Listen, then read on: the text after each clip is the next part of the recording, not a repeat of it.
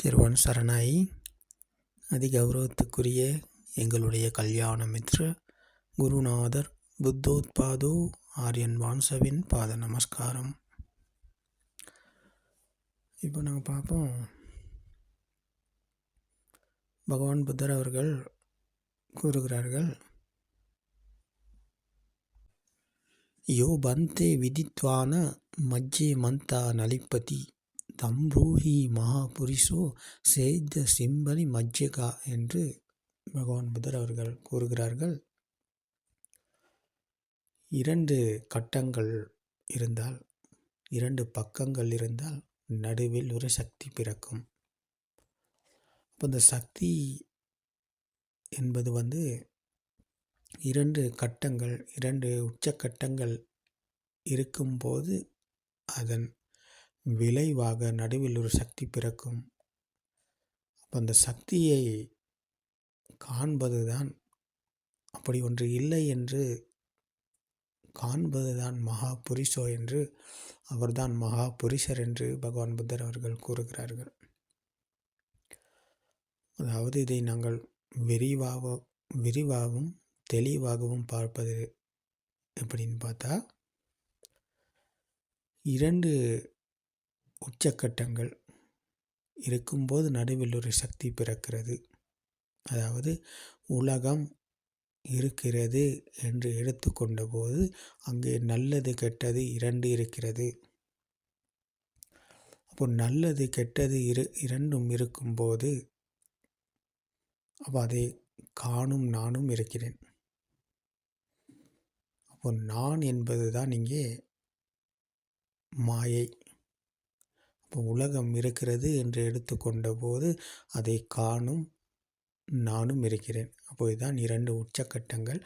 அப்போ இந்த 2 உச்சக்கட்டங்கள் இருக்கிறது என்று எடுத்துக்கொண்ட போது அதில்தான் நான் இருக்கிறேன். அப்போ அப்படி ஒன்று இல்லை என்ற சத்தியத்தை காண்பதுதான், சத்தியத்தை புரிந்து உணர்வதுதான் மகா புரிஷர் என்று பகவான் புத்தர் அவர்கள் கூறுகிறார்கள். அப்போ இது எப்படி சாத்தியமாகும், இது எப்படி ப்ராக்டிக்கலாக நாங்கள் அதை நடைமுறையில் இதை எப்படி காண்பது, இதை எப்படி புரிந்து கொள்வது என்பதை இன்னும் விரிவாக தெளிவாக பார்ப்போம். அப்போது பகவான் புத்தர் அவர்கள் கூறுகிறார்கள், இப்போ உலகம் இருக்கிறது என்று எடுத்துக்கொண்டு வாழும் மனிதர் இருப்பது அறியாமையில்.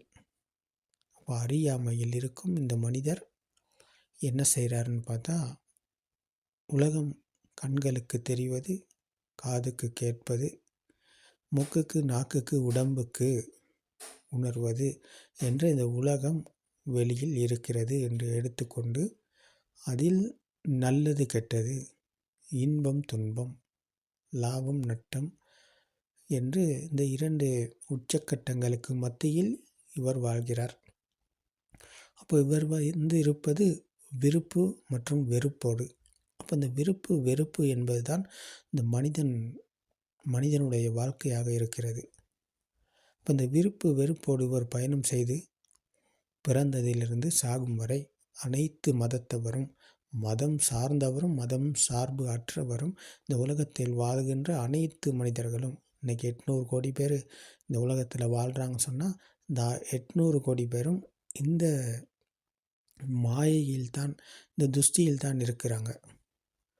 அப்போது உலகம் இருக்கிறது என்று எடுத்துக்கொண்ட போது இந்த விருப்பு வெறுப்போடு இவருடைய வாழ்க்கை பயணம் பிறந்ததிலிருந்து சாகும் வரை இந்த விருப்பு வெறுப்போடு இருந்து இவர் மனதின் மாயைக்கு அகப்பட்டு இவர் போய் அறியாமையில் காரணமாக இவர் மனதின் மாயைக்கு அகப்பட்டு இவர் போயிட்டு கடைசியில் உலகம் இருக்கிறது, இந்த உலகத்தை விட்டு நான் போகிறேன், நான் இறக்கிறேன், நான் மரணிக்கிறேன் என்ற துன்பத்தில் இவர் இறந்து போகிறார். அப்போ மறுபடியும் அவர் இந்த உலகத்தில் ஏதோ மானிய மக்கரோ அதிமானிய கொக்குரோ என்பதை போல் இவர் நாயாகவோ அல்லது குரங்காகவோ பிறக்கிறார். அப்போ இதுதான் கர்ம பூமி, இதுதான் மனிதனுடைய சுபாவம். அப்போ இதுதான் இயல்பு, மனிதனுடைய இயல்பு வாழ்க்கை இதுதான். அப்போ இல்லாத ஒன்றை இருக்கிறது என்று எடுத்துக்கொண்ட துஷ்டியின் காரணமாகத்தான் இந்த மனிதனுடைய வாழ்க்கை இந்த பயணத்தையும் மேற்கொண்டு போய்கொண்டு இருக்கிறது. அப்போ இதுதான் அறியாமை. இந்த அறியாமையின் காரணமாக தான் நாங்கள் இந்த உலகம் இருக்கிறது என்று எடுத்துக்கொண்டு இந்த உலகத்தில் வாழ்கின்ற நாங்கள் விருப்பு வெறுப்போடு வாழ்ந்து இறந்து பிறகு மீண்டும் பிறக்கிறோம். அப்போ இதுதான் கர்ம பூமி. அப்போ இந்த கர்ம பூமியில் மனிதன் இருக்கும் வரைக்கும், கர்ம பூமியில் வாழும் வரைக்கும் அவருக்கு பிறப்பு இறப்பு இருக்கிறது. அவருடைய பயணம் நீடித்து கொண்டே இருக்கும். அப்போ இந்த பயணத்துக்கு முடிவு கிடையாது.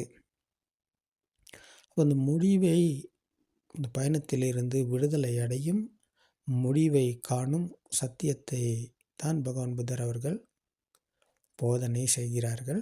இந்த சத்தியத்தை தான் பகவான் புத்தர் அவர்கள் கயா சிசி போதி மூலையில் புரிந்து உணர்ந்து பிரத்யக்ஷம் அடைந்தார்கள். அப்போ இந்த 2 உச்சக்கட்டங்கள் இருக்கும் வரை அந்த 2 உச்சக்கட்டங்களில் நானும் இருக்கிறேன். அப்போ நான் என்று பகவான் புத்தர் அவர்கள் கூறுகிறார்கள், உலகம் என்பது இங்கே ஒன்று கிடையாது. அப்போ அந்த உலகத்தில் இருக்கும் நான் என்று ஒருத்தர் இங்கே இல்லை என்று கூறுகிறார். அப்போ இதை புரிந்து கொள்வது தான் மகாபுரிஷர். இவர்தான் மகாபுரிஷர் என்று பகவான் புத்தர் அவர்கள் கூறுகிறார்கள். அப்போ இது எப்படி ஆரம்பத்திலிருந்து நாங்கள் இது எப்படி ஆரம்பித்தது என்பதை முதலில் நாங்கள் தெரிந்து கொள்ள வேண்டும். தெரிந்து கொண்டால்தான் இதை புரிந்து கொள்ள எங்களுக்கு முடியும். அப்போது நாங்கள் முதல்ல இருந்து தெளிவாக பார்ப்போமானால், மனம் உருவான விதம் பற்றி முதலில் நாங்கள் தெரிந்து கொள்ளணும். இதுதான் ஆரம்பம். மனம் உருவான விதம் பற்றி தெரிந்து கொள்வது. அப்போ இதற்கு சுத்தமே ஞானம் என்ற இதை கேட்கும் ஞானம் ஒன்று தேவை. நாங்கள் மனிதனாக பிறந்து பெரிய பந்தாவாக வாழ்ந்துட்டா மட்டும் பத்தாது. மனிதனாக பிறந்த மகத்துவம் தெரிந்து கொள்ள சத்திய தர்மத்தை கேட்கணும். சத்தியத்தை நாங்கள் தேடணும். சத்திய தர்மத்தை கேட்கணும். அப்போ இவர் தான் இந்த சுத்தமே ஞானம், இந்த கேட்கும் ஞானம் படைத்தவர் இவர் தான். சத்தியத்தை கேட்கும் ஞானம் படைத்தவர் இவர் தான். ஞானம் படைக்கப்பட்டவருக்குத்தான் இதை கேட்டு தெரிந்து கொள்ள முடியும். அப்போ இதை கேட்டு தெரிந்து கொள்பவருக்குத்தான் இதை புரிந்து கொள்ள முடியும். புரிந்து கொள்பவருக்குத்தான் இதை உணர முடியும். உணர்ந்தவர் தான் இந்த மகா புருஷோ என்ற அந்த புருஷராகுவார். உலகத்திலிருந்து விடுதலை அடைவார். துன்பத்திலிருந்து, பிறப்பு இறப்பு என்ற பயணத்திலிருந்து விடுதலை அடைவார் என்று பகவான் புத்தர் அவர்கள் இவரைத்தான் கூறினார்கள். அப்போது இந்த கண், காது, மூக்கு, நாக்கு, உடம்பு என்கிற இந்த சென்சர்கள் 5ம் ஒன்றாக இணைந்தது தான் மனது. பிறந்தபோது பிஞ்சு குழந்தைக்கு உலகம் ஒன்று இருக்கலை, எதுவுமே இருக்கலை, ஒன்றுமே இருக்கலை. அந்த பிறந்த பிஞ்சு குழந்தை என்பது பிரபாஸ்பரமான வெள்ளை தூய மனம், வெள்ளையான தூய்மையான மனது, பிரபாஸ்பரமான மனது, அந்த பிஞ்சு குழந்தையின் மனது. அந்த பிரபாஸ்பரமான மனநிலையானது அங்கே கரை படிந்திருக்கலை. கரை அங்கே கிடையாது. வெள்ளை நிற பாலை போல தூய்மையானது, மென்மையானது, இனிமையானது இந்த மனது. அப்போ அது பிரபாஸ்பரமான மனநிலை இதுதான். அப்போ இந்த தூய்மையான மனது தான் அப்போது இந்த கண், காது, மூக்கு, நாக்கு, உடம்பு என்கிற இந்த 5 சென்சர்களாலும் ஒன்றாக இணையப்பட்டதை வெளியில் இருக்கிறது என்ற அந்த குழந்தை உணரத் தொடங்குகிறது. கண்களுக்கு வர்ணம், காதுக்கு சத்தம், மூக்குக்கு வாசனை, நாக்குக்கு சுவை, உடம்புக்கு குளிர், உஷ்ணம், இறுக்கமான இந்த தன்மைகள் அனைத்தும் ஒன்றாக இணைந்ததைத்தான் குழந்தை உலகம் வெளியில் இருக்கிறது என்று உணரத் தொடங்குகிறது. முதலில் கண்ணும் காதையும் தான் இங்கே ஸ்பார்க் ஆகிறது. கண்ணுக்கு வர்ணம் ஸ்பார்க் ஆகுது, காதுக்கு சத்தம் ஸ்பார்க் ஆகுது. இந்த வர்ணம் சத்தம் என்பது கண்ணும் வர்ணமும் இணைகிற போது இங்கே ஒரு ஸ்பார்க் உருவாக்குகிறது. காதும் சத்தமும் இணையும் போது இங்கே ஒரு ஸ்பார்க் உருவாகுகிறது. இந்த ஸ்பார்க் என்பது மூக்குக்கு வாசனை, நாக்குக்கு சுவை, உடம்புக்கு குளிர்வுஷ்ணம், இறுக்கமான தன்மைகள் அனைத்தும் எந்நேரமும் ஸ்பார்க் ஆகிக்கொண்டே இருக்கிறது. இந்த ஸ்பார்க் என்பது இங்கே பிரதானமாக கூறுகிறார் கண்ணையும் காதையும் பகவான் புத்தர் அவர்கள். திட்ட சுத்த முத்த என்று பார்ப்பது, கேட்பது, உணர்வது என்று திட்ட சுத்த முத்த என்று பகவான் புத்தர் அவர்கள் இங்கே மூன்றையும் கூறுகிறார்கள். கண்களுக்கு தெரிவதை பார்ப்பது, காதுக்கு கேட்பதை கேட்பது, திட்ட சுத்த. முத்த என்று கூறுவது தான் உணர்வது. மூக்குக்கு நாக்குக்கு உடம்புக்கு உணர்வது தான் முத்த என்று பகவான் புத்தர் அவர்கள் கூறுகிறார்கள். அப்போ இந்த 5 சென்சர்களாலும் எந்நேரமும் ஸ்பார்க் ஆகி கொண்டிருக்கிறது. அப்போ கண்களுக்கு தெரியும் வர்ணம், காதுக்கு கேட்கும் சத்தம், இது இரண்டும் இணைந்த போது நடுவில் ஒரு ஸ்பார்க் உருவாகுகிறது. கண்ணும் காதும் இணைந்த ஒரு ஸ்பார்க் உருவாகுகிறது. அப்போ இது கண்ணும் காதும் இணைந்த போது வெளியில் அம்மா இருக்கிறார் என்று இந்த குழந்தை உணரத் தொடங்குகிறது. கண்களுக்கு தெரிந்தது வர்ணம், கண்ணும் காதும் இணைந்த போது இரண்டும் உருவானது தான் அம்மா. கண்களுக்கு தெரிந்தது வர்ணம், காதுக்கு கேட்டது சத்தம். அப்போ கண்ணும் காதும் வர்ணமும் சத்தமும் இணைந்த போது நடுவில் ஒரு சக்தி உருவானது. அந்த சக்தியானது தான் வர்ணமும் சத்தமும் ஸ்பார்க் ஆகுகிறது. அந்த ஸ்பார்க் என்பது ஒரு சக்தியை உருவாக்குகிறது. அந்த சக்தியானது தான் வேகமாக சுழலத் தொடங்குகிறது. அந்த வேகமாக சுழலத் தொடங்குவதன் காரணமாக சுழல்வதன் காரணமாக அப்போது அந்த குழந்தை என்ன செய்யுதுன்னு பார்த்தா அம்மா இருக்கிறார் என்ற உணர்வு உருவாகுகிறது. அப்போ கண்களுக்கு தெரிந்த வர்ணமும் காதுக்கு கேட்ட சத்தமும் குழந்தை நான் உனது அம்மா, எங்கே சொல்லுங்க செல்லம், தங்கம், பாபா சொல்லுங்க பார்ப்போம் அப்படின்னு சொல்லி அதை வர்ணத்தை கண்களுக்கு காட்டி காதுகளுக்கு சத்தத்தை இணைக்கிறார்கள். அப்போது இந்த இணையப்பட்டது தான் வெளியில் அம்மா இருக்கிறார் என்று அந்த குழந்தை உணரத் தொடங்குகிறது. அப்போ அந்த உணர்வானது தான் இந்த வேகம் என்று பகவான் புத்தர் அவர்கள் கூறுகிறார்கள். கண்ணும் காதும் இணைந்த போது ஒரு வேகம் உருவாகுகிறது. அந்த வேகம்தான் மனது. அப்போ மனதும் என்பது ஒரு வேகம். அந்த வேகம் என்பது வேகமாக சுழல்வதன் காரணமாக குழந்தை பிடித்து கொள்ளுகிறது வெளியில் அம்மா இருக்கிறார் என்று. அப்போ இதுதான் உணரத் தொடங்குகிறது அம்மா இருக்கிறார் என்று. அப்போ இந்த குழந்தை பிஞ்சு குழந்தையானது அம்மா இருக்கிறார் என்று எடுத்துக்கொண்ட போது அந்த அம்மா என்பவர் கொஞ்சம் கொஞ்சமாக மெருகூட்டி அவர் வளருகிறார். அம்மா என்ற உலகம் அவருக்கு உருவானது இப்படித்தான். பிஞ்சு குழந்தைக்கு அம்மா என்ற உலகம் இப்படித்தான் உருவானது. அப்போ அம்மா வெளியில் இருக்கிறார் என்ற உணர்வில் அந்த குழந்தை பிறந்தது இப்படித்தான். அப்போது இதுக்கு முதல்ல குழந்தை பிறக்கலை. அப்போது பிரபாஸ்பரமான மனநிலையில் தூய்மையான வெள்ளை நிற மனதில் ஒன்றுமே இருக்கலை, ஏதுமே இருக்கலை. அப்போ ஏதும் இல்லை, ஒன்றும் இல்லை என்ற போது அங்கே வெள்ளை நிறம் தூய மனநிலை. அப்போது இந்த கண்ணும் காதும் இணைந்த போது ஒரு சக்தி உருவாகுகிறது. அந்த சக்தியானது தான் வெளியில் இருக்கிறது என்ற உணர்வு. அப்போ அந்த உணர்வு தான் தூய்மையான மனநிலையான அந்த வெள்ளை மனநிலை தூய்மை அற்ற நிலையை அடைவது இங்கேதான். பிரபாஸ்பரமான மனநிலை பிரபாஸ்பரம் அற்ற நிலையை அடைவது இங்கேதான்.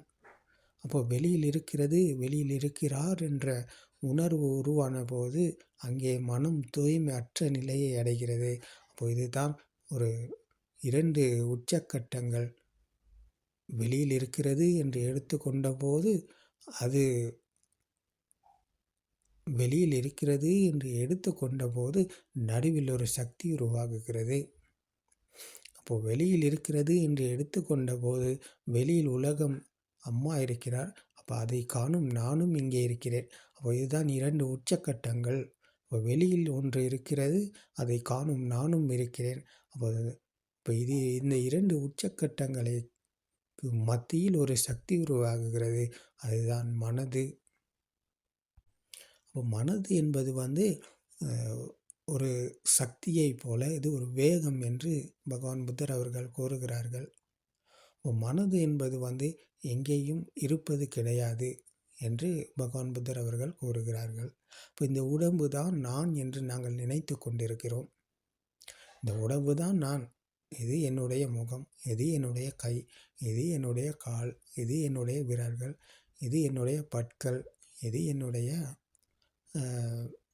முடி, என்னுடைய தாடி அப்படின்னு சொல்லி இதை நாங்கள் மெயின்டைன் பண்ணி இன்றைக்கி வளர்த்து போய்கொண்டிருக்கிறோம். இதுதான் நான் என்ற துஷ்டியில் மாட்டிக்கொண்டிருக்கிறோம். அப்போது நான் என்று இங்கே ஒருத்தர் இல்லை. அப்போது வெளியில் இருக்கிறது என்று எடுத்துக்கொண்ட போது வெளியில் இருக்கிறது என்று எடுத்துக்கொண்ட போது அந்த எடுத்துக்கொண்ட எண்ணம் தான் நான். பிரபாஸ்வரமான மனநிலையில் அந்த குழந்தை இங்கே பிறந்திருக்கலை. குழந்தைக்கு குழந்தையே இருக்கலை. தூய்மையான மனநிலையில் வெள்ளை நிற தூய்மையான மனநிலையில் இருக்கும்போது அந்த குழந்தைக்கு குழந்தையும் இருக்கலை. பிரபாஸ்பரமான மனநிலை, தூய்மையான மனநிலை. அப்போது தூய்மை அற்ற நிலையை அடைந்த போது பிரபாஸ்பரம் அற்ற நிலையை வெளியில் இருக்கிறது என்று கண்ணும் காதும் இணைந்த போது வெளியில் இருக்கிறது என்று எடுத்துக்கொண்ட போது அந்த எடுத்துக்கொண்ட துஷ்டியில் தான் குழந்தை பிறந்தது. அப்போ குழந்தை பிறந்தது வயிற்றில் இருந்து பிறந்தது அல்ல, மனதில் தான் குழந்தை பிறந்தது. இதுதான் பகவான் புத்தர் கூறும் பரம சத்தியம். வயிற்றில் பிறந்தது அல்ல பிறப்பு. குழந்தை கண்ணும் காதும் இணைந்த போது வெளியில் இருக்கிறது என்ற உணர்வில் தான் குழந்தை பிறந்தது. அப்போ அந்த உணர்வு தான் மனது. இதுதான் ஆன்மா என்ற துஷ்டி. இப்போ ஆன்மா உருவான விதம் இதுதான். இப்போ ஆன்மா என்பதும் மனது என்பதும் 2 கிடையாது, 2ம் ஒன்று தான். அப்போ ஆன்மா என்ற வெளியில் இருக்கிறது என்று எடுத்துக்கொண்ட துஷ்டியில் தான் குழந்தை பிறந்தது. அப்போ வெளியில் அம்மா இருக்கிறார் என்ற துஷ்டியில் குழந்தை பிறந்தது. அப்போ 2 உச்சக்கட்டங்கள் உருவானது. அப்போ அம்மா நல்லது கெட்டது, விருப்பு வெறுப்பு, இன்பம் துன்பம், லாபம் நஷ்டம் என்ற 2 உச்சக்கட்டங்கள் இங்கேதான் உருவானது. அப்போ அம்மா இருக்கிறார் என்று எடுத்துக்கொண்ட போது அந்த அம்மாவிடம் நல்லதும் இருக்கிறது, கெட்டதும் இருக்கிறது, லாபமும் இருக்கிறது, நட்டமும் இருக்கிறது, இன்பமும் இருக்கிறது, துன்பமும் இருக்கிறது. அப்போ இப்படித்தான் விருப்பு வெறுப்பு என்ற இந்த இரண்டும் உருவான உச்சக்கட்டங்கள். 2 உச்சக்கட்டங்கள் உருவான விதம் இதுதான். அப்போ இல்லாத ஒன்றை இருக்கிறது என்று எடுத்துக்கொண்ட துஷ்டியில் தான் 2 உச்சக்கட்டங்கள் உருவானது.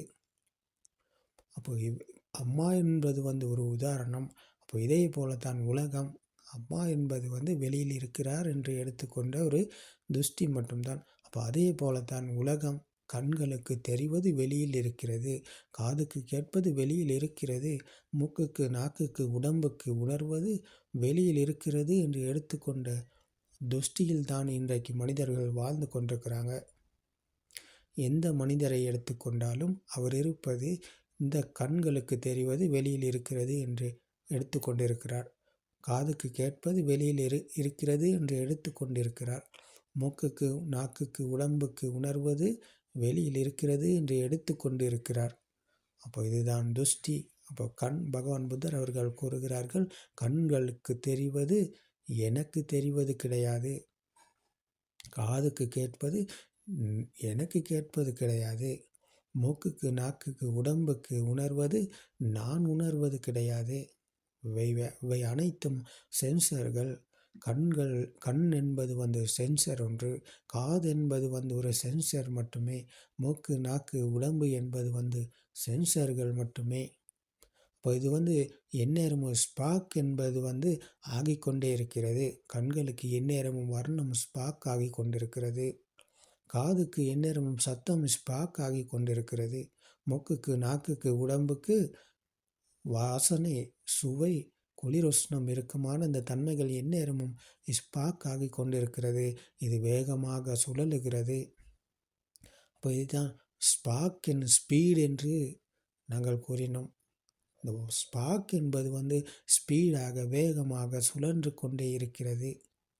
அப்போது இதை ஒரு உதாரணமாக கூறுவதாக இருந்தால், ஒரு பத்தியை நாங்கள் பற்ற வச்சு அதை சுழற்றினோம் என்றால், வட்ட வடிவத்துக்கு நாங்கள் சுழற்றினோம் சொன்னால் ஒரு வட்ட வடிவ புகையை எங்களால் காண முடியும். அப்போ அது உண்மையா? அதாவது வட்ட வடிவ புகையை நாங்கள் காண முடியும் என்பது அது உண்மை கிடையாது. அது மாயை. அது நாங்கள் காண்பது வெளியில் இருக்கிறது எடுத்துக்கொண்ட துஷ்டி. அப்போது வேகத்தின் காரணமாக உருவானது. பத்தியை நாங்கள் சுழற்றினால் அது வட்ட வடிவத்தை காட்டும். ஆனால் அது வட்ட வடிவம் இருக்கிறது என்று நாங்கள் சொன்னால் அது மூடத்தனம். வட்ட வடிவம் அங்கே ஒன்று கிடையாது. இது வேகத்தின் காரணமாக உருவானது. இதை சுழற்றியதன் காரணமாக உருவானது. சுழற்றியதன் காரணமாக உருவானது இருக்கிறது என்று எடுத்துக்கொண்டது தான் துஷ்டி. அப்போ இதுதான் ஆத்ம துஷ்டி. அப்போ வெளியில் இல்லை அங்கே. அப்போ இது வேகமாக சுழல்வதன் காரணமாகத்தான் நாங்கள் இன்றைக்கு உலகம் இருக்கிறது என்று எடுத்துக்கொண்டு பிடித்து கொண்டிருக்கிறோம். அப்போ அப்படி ஒன்று எங்கேயும் கிடையாது என்ற சத்தியத்தை தான் பகவான் புத்தர் அவர்கள் கூறுகிறார்கள். அப்போ இதே போலத்தான் நாங்கள் கண்களுக்கு தெரிவது இருக்கிறது, காதுக்கு கேட்பது இருக்கிறது, மூக்குக்கு, நாக்குக்கு, உடம்புக்கு உணர்வது அனைத்தும் இருக்கிறது என்ற துஷ்டியில் தான் இருக்கிறோம். துஷ்டியில் இருக்கும் நாங்கள் 2 உச்சக்கட்டங்களில் தான் வாழ்கிறோம். நல்லது கெட்டது, இன்பம் துன்பம், லாபம் நஷ்டம், புகழ்ச்சி இகழ்ச்சி என்ற வெறுப்போடு தான் இந்த மனிதன் வாழ்ந்து கொண்டிருக்கிறார். அப்போ பிறந்ததிலிருந்து சாகும் வரை ஒரு மனிதன் இருப்பது வெறுப்போடு. அந்த வெறுப்பில் வாழும் மனிதன் இன்பத்தில் அல்ல இருக்கிறார், துன்பத்தில் தான் இருக்கிறார். இவர் இருப்பது மனதின் மாயையில், ஆத்ம துஷ்டியில். அப்போ ஆத்ம துஷ்டியில் இருக்கும் இவர் ஒரு நாளும் இன்பத்தில் அல்ல இருக்கிறார். எந்நாளும் எல்லா நேரங்களிலும் இருப்பது இவர் துன்பத்திலேயே. ஏனென்றால் இல்லாத ஒன்றை இருக்கிறது என்று எடுத்துக்கொண்ட துஷ்டி தான் ஆத்ம துஷ்டி. இப்போ ஆத்ம துஷ்டியில் இருக்கும் ஒரு மனிதன் இருப்பது துன்பத்தில்.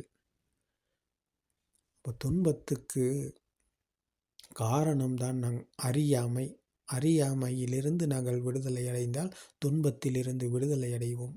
இப்போ அறியாமையிலிருந்து விடுதலை அடைய நாங்கள் பகவான் புத்தர் கூறிய இந்த பரம சத்திய தர்மத்தை கேட்கணும். இப்போ இந்த சுத்தமை ஞானம் என்ற இதை கேட்கும் ஞானத்தை ஏற்படுத்தி கொண்டு இதை கேட்கணும். இப்போ கேட்பவருக்குத்தான் இதை தம்ம சக்குசை என்ற தர்மத்தை காணும் கண் இங்கே தான் திறக்கப்படும். சத்தியத்தை காணும் கண் திறக்கப்படும் இவருக்குத்தான். சத்தியத்தை காண்பவருக்குத்தான் இதை புரிந்து உணர முடியும். அப்போ யோ பந்தே விதித்வான மஜ்ஜே மந்தா நலிப்பதி தம் ரூஹி மகாபுரிசோ சேத சிம்பலி மஜ்ஜகா என்ற இந்த மத்திய நிலையத்துக்கு வருபவர் இவர்தான். 2 உலகம் இருக்கிறது என்று எடுத்துக்கொண்ட போது 2 உச்சக்கட்டங்கள் உருவானது. அந்த உச்சக்கட்டங்களிலிருந்து உலகத்திலிருந்து விடுதலை அடைந்தவர் 2 உச்சக்கட்டங்களிலிருந்தும் விடுதலை அடைந்து மத்திய நிலையத்துக்கு வருவார்.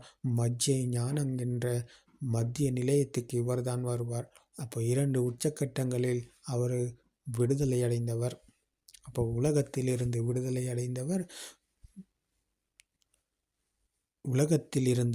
அடைந்தவர், இரண்டு உச்சக்கட்டங்களிலிருந்து விடுதலை அடைந்தவர், மத்திய நிலையத்துக்கு வந்தவர், மகா புரிஷோ என்று பகவான் புத்தர் அவர்கள் இவரைத்தான் கூறினார்கள். அப்போ இதை நாங்கள் சரியாகவும் இதை நடைமுறை பக்கம் திரும்பி இதை கையாண்டு பார்த்தால் எங்களால் புரிந்து உணர முடியும். இவர்தாம் சத்தியத்தை புரிந்து உணர்ந்த சத்திய ஞானம் அடைந்தவர், சத்தியத்துக்குள் வந்தவர், பகவான் புத்தர் சென்ற வழியில் செல்பவர் இவர்தான். அப்போ இந்த வழியைத்தான் பகவான் புத்தர் அவர்கள் வலியுறுத்தினார்கள். இந்த வழியில் பயணம் செய்ய இந்த சத்திய தர்மம் உங்களுக்கு துணையாக இருக்கும். திருவன் சரணை.